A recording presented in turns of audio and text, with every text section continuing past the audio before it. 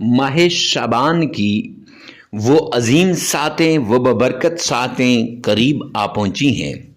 جو شخص بھی ماہ شعبان کے چاند کو دیکھ کر قرآن پاک کی اس سورت کو پڑھتا ہے، اللہ کریم اس کے نصیب اور تقدیر کو بدل دیتے ہیں۔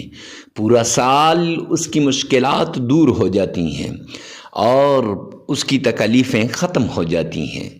جی ہاں، قرض میں ڈوبے ہوئے اور ہر طرف سے پریشانیوں میں گرا ہوا وہ شخص جس کو اللہ کے سوا اور دنیا میں کوئی نظر نہیں آتا، اب وہ شخص اللہ کے در پہ جھک جائے اور شعبان المعظم کے چاند کو دیکھ کر اس سورت کا ورد کر لے، رب کائنات کی قسم میرا رب اس کی مشکلات کو دور کر دے گا۔ چاند دیکھنے کی دعا تو پڑھنی ہی پڑھنی ہے، لیکن یہ عمل جو آج آپ کو بتایا جائے گا، اس عمل کو لازمی کیجیے گا۔ چند منٹوں کا یہ عمل آپ کی زندگی کو بدل کے رکھ دے گا۔ جی ہاں، کئی لوگوں کی زندگیوں کو، کئی لوگوں کے نصیب اور تقدیر کو اس عمل نے بدلا ہے۔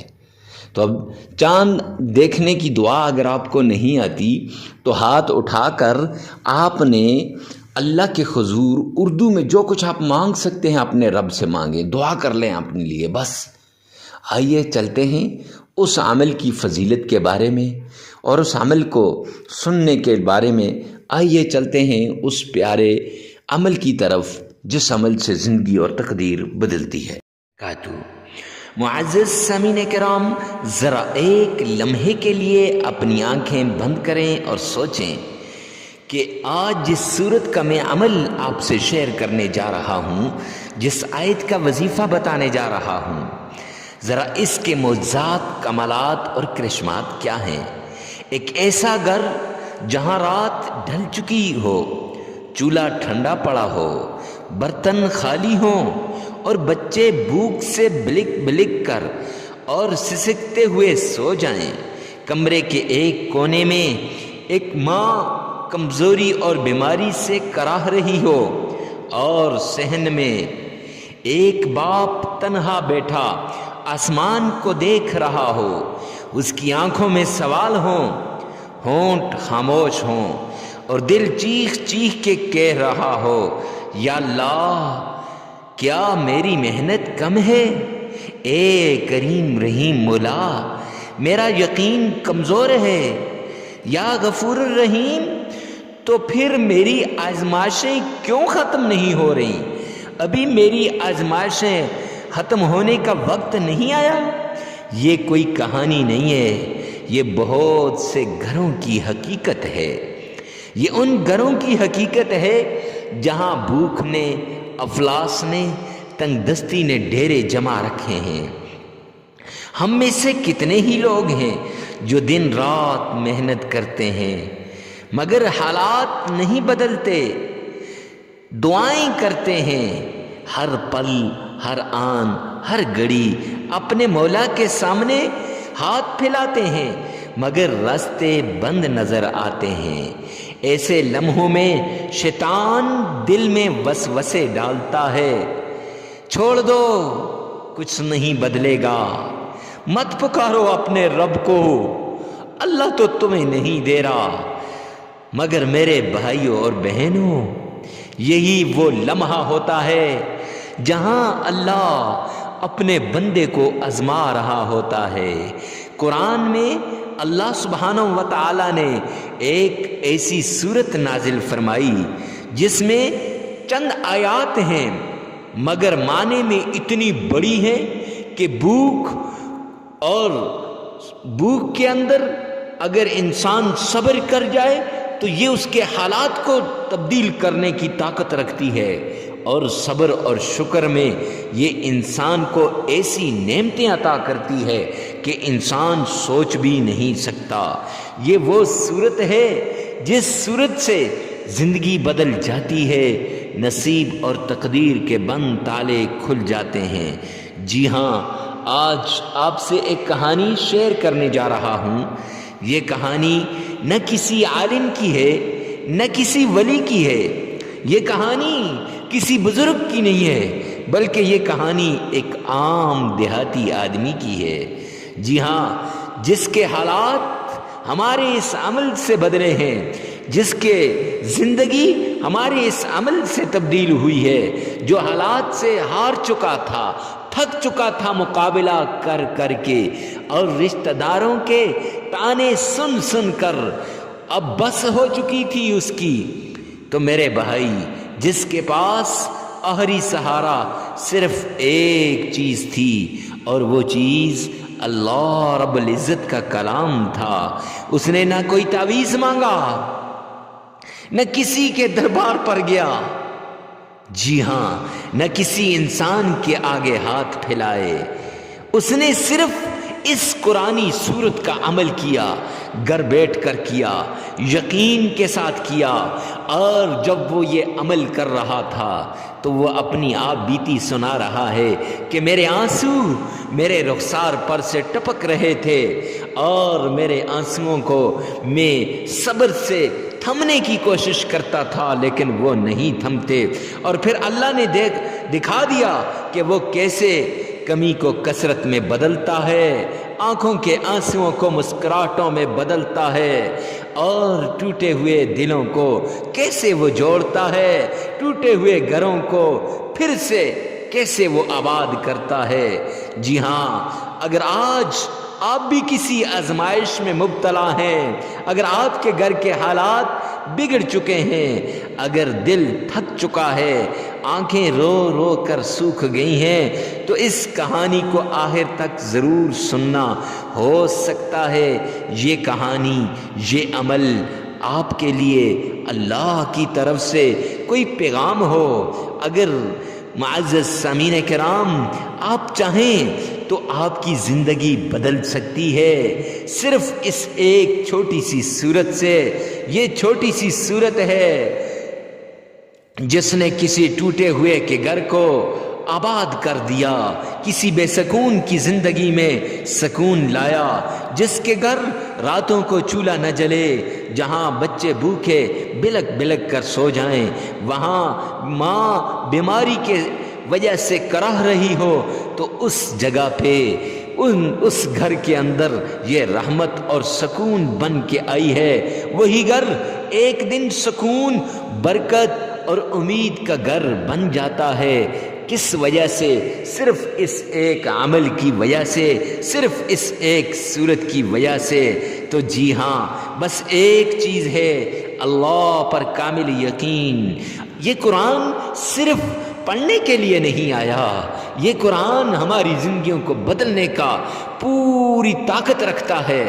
اور میرے بھائی، صرف فرق اتنا ہے کہ اگر آج ہم اس پر کامل بھروسہ اور یقین کر لیں تو انشاءاللہ یہ قرآن ہماری زندگیوں کو بدل دے گا۔ تو آئیے چلتے ہیں اس پیارے بھائی کی کہانی کی طرف، اس عمل کی طرف جس سے زندگیاں بدلتی ہیں، جس سے حالات بدلتے ہیں، جس سے ہماری زندگی بدل جائے گی۔ تو وہ صورت کون سی ہے، اس کے ساتھ اللہ کے کون سے نام کو ملانا ہے، اور اس کے ساتھ ہم نے کون سے آیت کو ایڈ کرنا ہے، اور کتنی بار اس کو پڑھنا ہے جس سے ہماری حالات بدلیں۔ آئیے چلتے ہیں اس پیارے عمل کی طرف۔ سب سے پہلے آپ نے آمنہ کے لال عبداللہ کے در یتیم جناب نبی کریم صلی اللہ علیہ وآلہ وسلم کی شان میں عقیدت کے ساتھ، پیار کے ساتھ، محبت کے ساتھ درود پاک پڑھنا ہے۔ کیسے پڑھنا ہے؟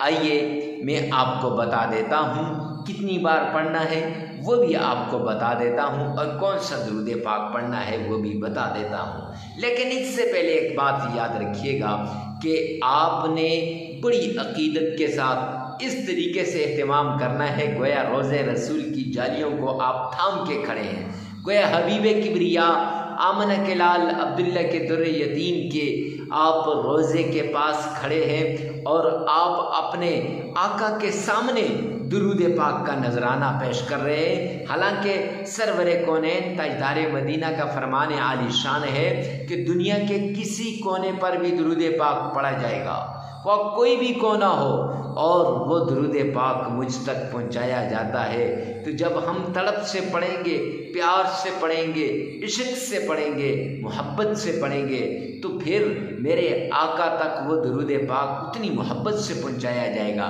حدیث پاک کے اندر آتا ہے، آپ جس بھی مشکل کے اندر ہیں، جیسی بھی مصیبت کے اندر ہیں، جیسی بھی پریشانی کے اندر ہیں، آپ اکیلا تنے تنہا درود پاک کا ورد کر لیں، رب کائنات کی قسم کہ میرا رب آپ کی اس مشکل کو دور کر دے گا، آپ کی اس تکلیف کو ختم کر کے رکھ دے گا۔ تو اب پڑھنا کون سا ہے؟ تو درود ابراہیمی پڑھنا ہے۔ اب درود ابراہیمی مفتی صاحب آپ اسی کا ہی کیوں کہتے ہیں؟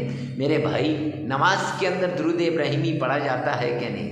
اور جو درود پاک نماز کے اندر ہے وہ سب سے افضل درود پاک ہے کہ آقا نے اپنی آنکھوں کی ٹھنڈک نماز کو قرار دیا اور نماز میں یہ اس درود پاک کو رکھا ہے۔ دن میں کئی بار آپ اس درود پاک کو پڑھتے ہیں، نمبر 1۔ نمبر 2، درود ابراہیمی میں اکثر لوگوں کا تلفظ صحیح ہوتا ہے بنسبت باقی درود پاک سے۔ اور درود ابراہیمی پڑھنا ہے، اب کتنی بار پڑھنا ہے؟ 3 بار پڑھنا ہے۔ جامع ترمذی جلد 2 کی روایت ہے کہ سرور کونین تاجدار مدینہ جناب نبی کریم صلی اللہ علیہ وآلہ وسلم نے فرمایا کہ جو شخص 3 مرتبہ مجھ پر درود پاک کا نذرانہ پیش کرتا ہے، درود پاک کا عقیدت سے پیش کرتا ہے، گلدستہ بھیجتا ہے، اللہ کریم کی ذمہ داری میں آ جاتا ہے۔ تو جب بندہ اللہ کی ذمہ داری میں آ جائے تو پھر اس کی مشکلات ختم ہو جاتی ہیں، تکلیفیں ختم ہو جاتی ہیں، مصیبتیں دور ہو جاتی ہیں۔ دنیا کا کوئی چھوٹا سا ایم ایل اے وغیرہ آپ کو کہہ دے تو آپ کتنے خوش ہوں گے۔ تو اس لیے میرے پیارے بھائی، میرے پیارے پیغمبر کا فرمان عالی شان ہے کہ اللہ رب العزت کی ذمہ داری میں آ جائے گا۔ تو اللہ کی ذمہ داری کتنی بڑی ذمہ داری ہوگی، نمبر 1۔ نمبر 2 یہ ہے کہ آپ نے 3 بار درود پاک کو پڑھنا ہے۔ اور کیسے پڑھنا ہے؟ آئیے میرے ساتھ مل کر ایک بار بآواز بلند سرور کونین کی شان میں درود پاک کا نذرانہ پیش کیجیے گا۔ اللہم صلی علی محمد وعلی آل محمد کما صلیت علی ابراہیم وعلی آل ابراہیم انک حمید مجید۔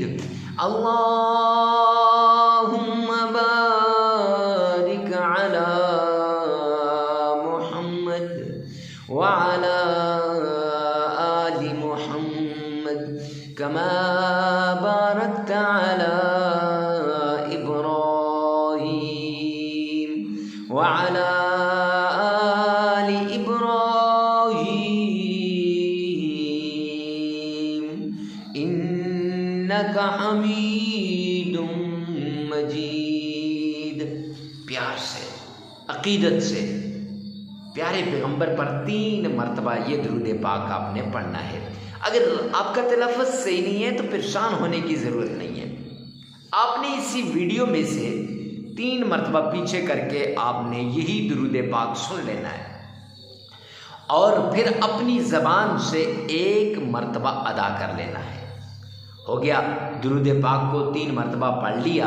اب درود پاک کو پڑھنے کے بعد اللہ کریم کا پیارا نام ہے یا عزیز یا عزیز، بایاں ہاتھ ہے، مٹھی بند کر کے آپ نے یا عزیزوں کو 1001 بار پڑھنا ہے، ایسے پھونک مار دینی ہے۔ جس حاجت، جس ضرورت، جس مقصد کے لیے آپ پڑھ رہے ہیں اس کو ایسے مٹھی میں، اور پھر پڑھنے کے بعد مولا کریم اس میں کشادگی عطا فرما۔ یہ کاروبار، دولت، رزق، جاب، جو رشتے کی بندش، تو ہر طرح کی، اور ٹینشن سے دور اور بیماریوں سے نجات، ایسے آپ نے پھونک مار دینی ہے۔ تو 1001 بار اللہ کریم کا پیارا نام یا عزیزو آپ نے پڑھنا ہے۔ خیر، 3 مرتبہ آمنہ کے لال پر درود پاک پڑھنے کے بعد آپ نے یا عزیزوں کو 1001 بار پڑھ لیا۔ اب اس کے بعد آپ نے چھوٹی سی آیت ہے سلام علی نوح فی العالمین، یہ آیت آپ نے صرف 33 بار پڑھ لینی ہے، ہاتھ کی انگلیوں پر ایسے، ہاتھ کی انگلیوں پر 33 بار آپ نے پڑھ لینی ہے۔ یاد رکھیں یہ دایاں ہاتھ ہے، یہ بایاں ہے، دائیں ہاتھ سے شروع کرنی ہے اور بائیں ہاتھ پر ختم کرنی ہے۔ یہ 15 اور 15 30 یہ آپ نے یہاں یہ ایسے ایسے کر کے پڑھنی ہے۔ اب 33 بار اس کو پڑھنے کے بعد آپ نے قرآن پاک کی یہ پیاری سورت جسے سورۃ الکوثر کہتے ہیں، اس سورت کا ورد کرنا ہے۔ اور سورۃ الکوثر کیسے پڑھنی ہے آئیے ایک بار سنیے گا۔ اعوذ باللہ من الشیطان الرجیم، بسم اللہ الرحمن الرحیم، انا اعطیناک الکوثر فصل لربک وانحر ان شانئک هو الابتر۔ صدقت یا رب العالمین۔ صرف 11 بار پڑھ لینی ہے یہ سورت، پیاری سورت 11 بار پڑھنے کے بعد 3 مرتبہ درود پاک پڑھیں، عمل مکمل ہو جائے گا۔ پھر سن لیجئے گا، 3 بار درود پاک پڑھیں، 1001 بار یا عزیزوں کو بند مٹھی پہ پڑھ کے پھونک مار دیں، پھر سلام علی نوح فی العالمین اس کو انگلیوں پر 33 مرتبہ پڑھ لیں، اور پھر 11 مرتبہ آپ نے جو ہے سورۃ الکوثر کو پڑھنا ہے، پھر 3 مرتبہ درود پاک پڑھیں، عمل مکمل ہو جائے گا۔ اگر سلام علی نوح فی العالمین یہ نہیں آتی تو خیر اس کو اسکپ بھی کر سکتے ہیں، یہ عمل 3 دن 5 دن اور 7 دن آپ کر سکتے ہیں، اس سے زیادہ نہیں کریں۔ اور ویڈیو کو ثواب کی نیت سے صدقہ جاریہ سمجھ کر شیئر کرنا مت بھولیے گا۔ انشاءاللہ اس وظیفے کے بعد کسی اور وظیفے کی ضرورت نہیں ہوگی۔ اللہ میرا اور آپ کا حامی و ناصر ہو۔ والسلام۔